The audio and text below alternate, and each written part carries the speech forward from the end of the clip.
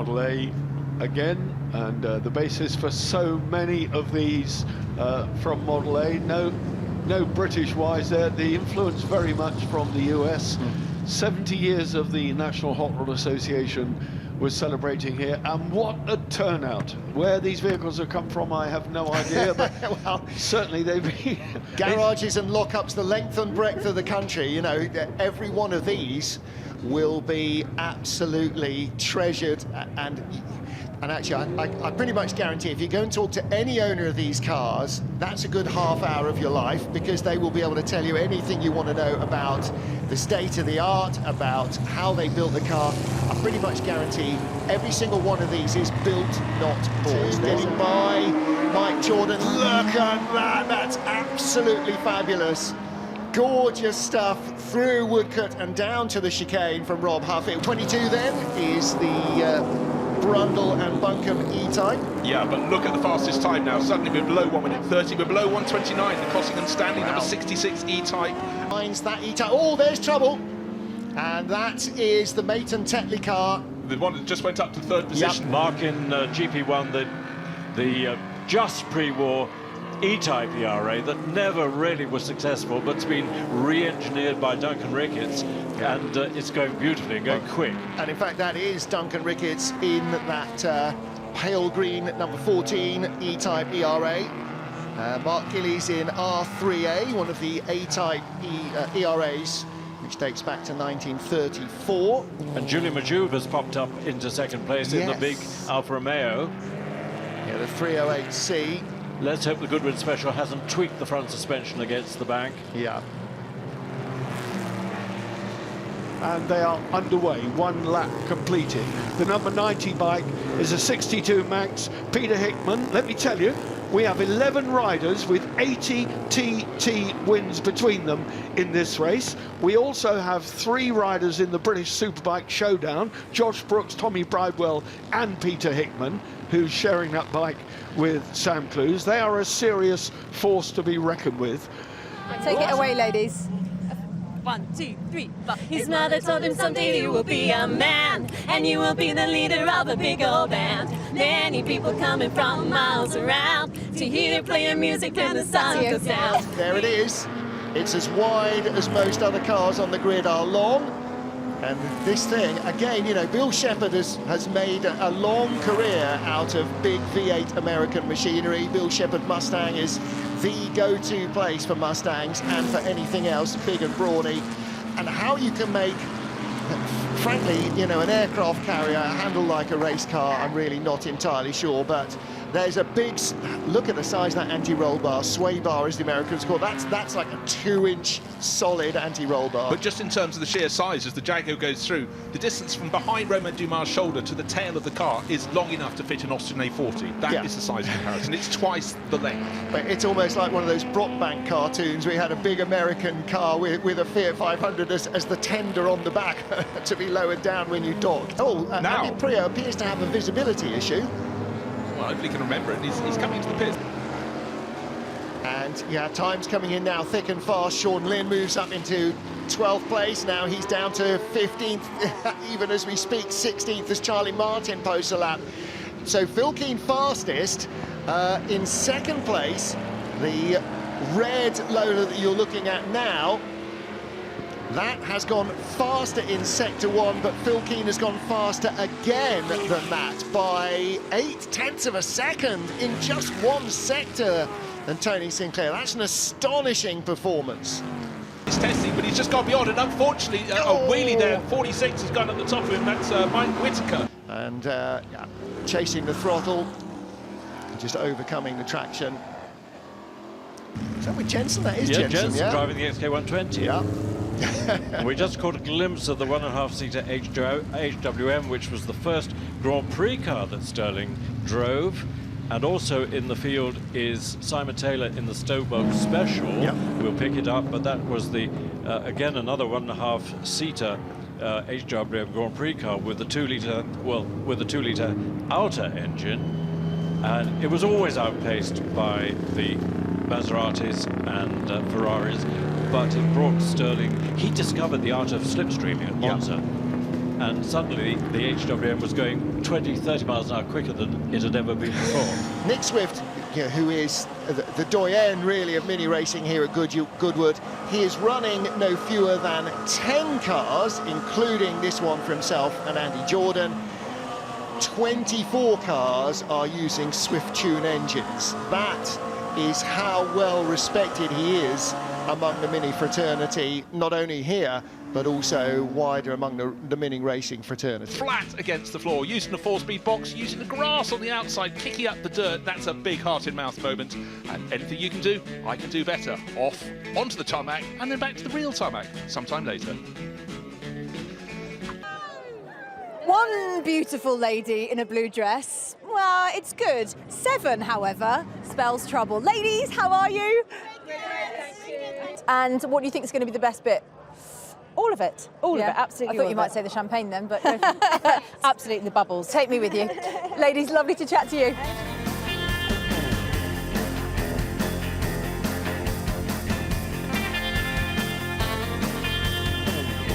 And the chasing Ferrari means they have to be driven in different ways. And you're quite right, towering over the top, going very well indeed, as it would with Sam Hancock. But this 246 Estina has had such success here. But again, that's one that requires really, really smooth driving style, and Sam Hancock is applying it accordingly. Tail coming out at the first part of management, but not too much, just enough to carry the speed. You don't want to scrub. This isn't a mini, after all.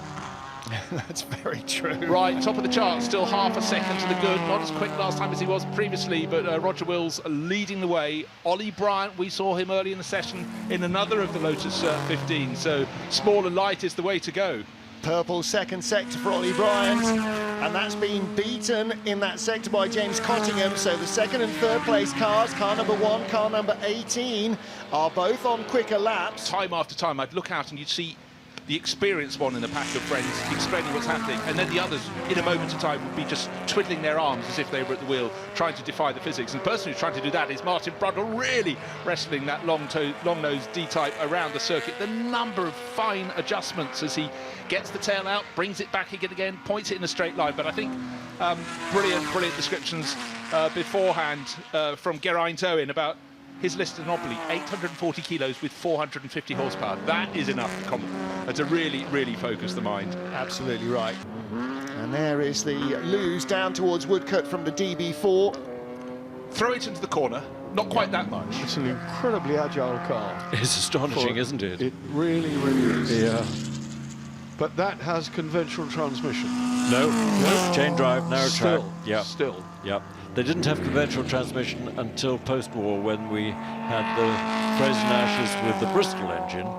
It's amazing that they continued with chain drive until that period. It really is astonishing. But as you say, because it was a reduction in weight, and the fact that it has no differential, of course, is important. And a very quick gearbox, gear change, of course, just sliding a dog from one chain to the next. V16 Mark II is off the line. Is that the brand new one? In the hands of Rob Hall, I would suggest it is, because you would entrust it to the person that knows the most about it. Unfortunately, one of the P48s being shoved off at the side of the grid, but in behind those little 1.5 litre engines. Great, not just in BRMs, of course, in Lotuses, in the Scirocco, and you know, something that was used at those days when it went to 1.5 litres. There weren't enough engines to go around. You could have a Coventry Climax, you could have a BRM. Of course, Ferrari had their own, but out around the circuit or wherever you're watching this around the globe, do wind up the volume on whatever you're watching on, because this noise of the V16, it's still an epic sound. And the original V16 had a fairly primitive electric system with coils and magnetos, trying to produce 9,500 sparks a second, which really was beyond its possibility. And Turner will continue to push on. What I loved, we saw an interview with Darren sitting in the Drivers' Club, very calmly talking to Tom Clarkson. Right here, he's hopped out of a Mini, spoken to Tom, and now he's in something, ladies and gentlemen, completely different, and he's wrestling it hard. And this is obviously in anticipation of giving a lovely interview to Billy Grace later on during the meeting. You haven't spoken to Dumas Shepherd, so they're sneaking in under the radar. Clearly, there's something strange going on here. But could go either way. could go either way. But again, look at the way that Darren has got this car, as they say in the racing parlance, up on its toes. It's moving around, it's just slithering around under him. 127.5. Second place, 129.0. Third, 129.7. Fourth, 130.1.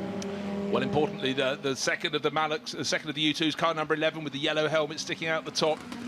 Mitchum has been getting closer, so he's very close to the faster of the U2s. They're third and fourth overall, but this is a case of getting the brakes in the traffic, getting your lap in, getting comfortable with the car. But the U2s, very different in appearance. That's car number 1, car number 11 to their rivals. Look more homemade, but certainly the performance they eked out of these lack of horsepower of these 1100cc engines is testament to the engineering excellence of Arthur Mallock. Absolutely right. So Lola Mark II's first and second, built proudly in Huntingdon, and U2's third and fourth. Now, talking Cobras, the pale blue one, car number 21, that's Alex Buncombe and his childhood friend Jenson Button. I think Jenson's getting the flavour of this meeting. His first time here competing.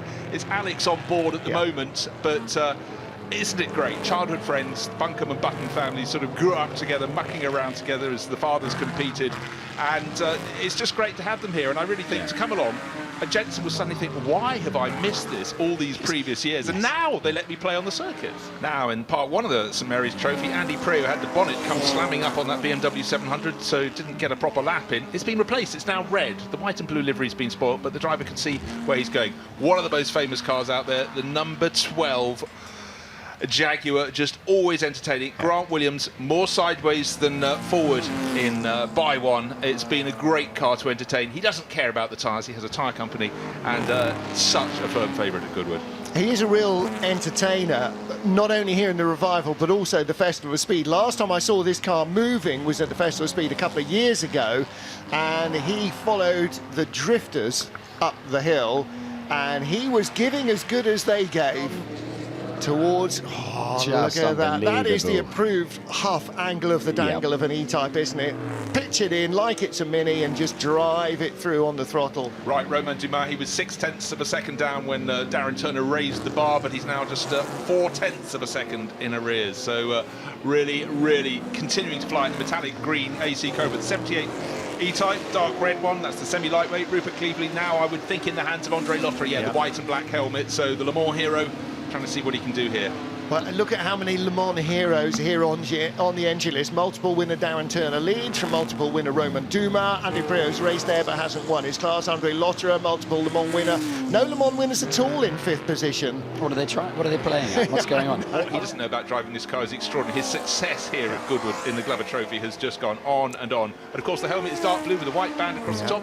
Pretend it's Jim Clark. Well, you know, as he was saying, it is an ex-Jim Clark car. It's one of the cars that Jim used to win the World Championship. So why not, you know, pay full tribute? And actually, you know, this is part of what historic racing is about. It is about allowing a whole new audience to see what these cars look like in period. And he's not pretending, yeah, this is actually Jim Clark racing, but it all just adds to the appearance. In the same way that drivers use period-style overalls, and the same way that we are all dressed for the period that we are recreating here, then I have absolutely no problem at all with that. From pole position as the flag drops, Martin Brundle just jumps away a little bit, but alongside him and in front of him now, the E-Type from the front row, both starting a little better. Brundle down into 3rd position from the centre of the front row.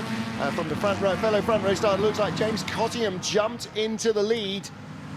At least we're assuming who is starting. No, I think it's Harvey Spencer at the wheel of that. Harvey Stanley, I beg your pardon. The initial start was great from Martin Brundle, but the grab to the next gear, and yes, it is the Huffaker plated. That's Jaguar in the lead of the race. We've got an off. Car number 3 has gone off. I think that was John Young going very wide. He's going very, very backwards, but he's on the grass, but he might get the nose round.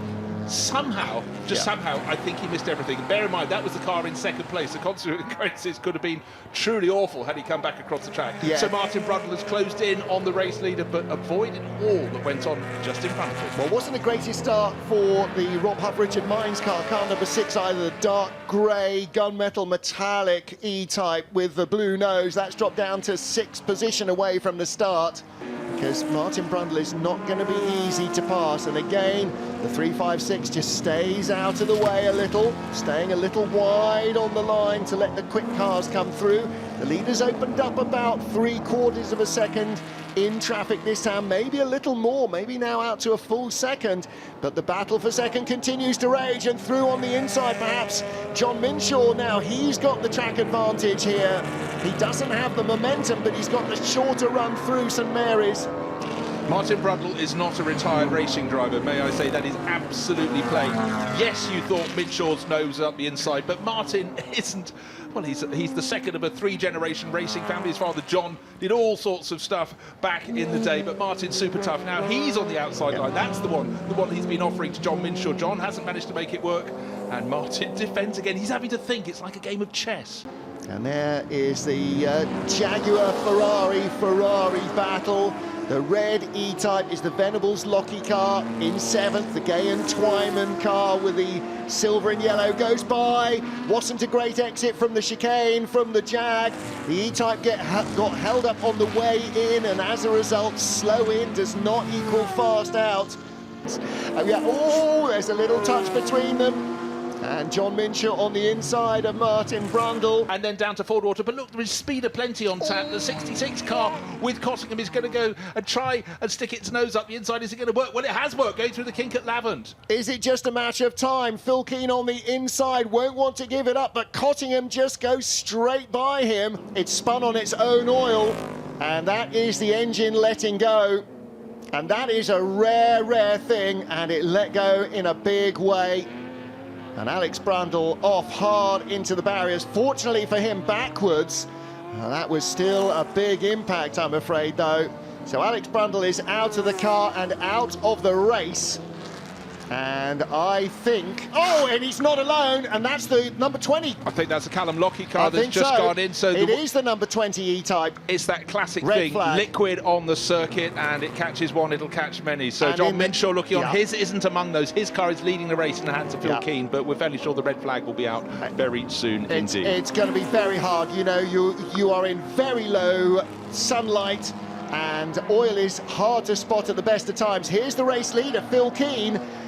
Oh, no, it's not. That's number 3 car. That's the one catching up into car. 4th place. This is the one that spun on the opening lap, could win the race. Of course, the Brundle car is now out of the mix. The race There leader, is the race 33, leader. safety car. is out.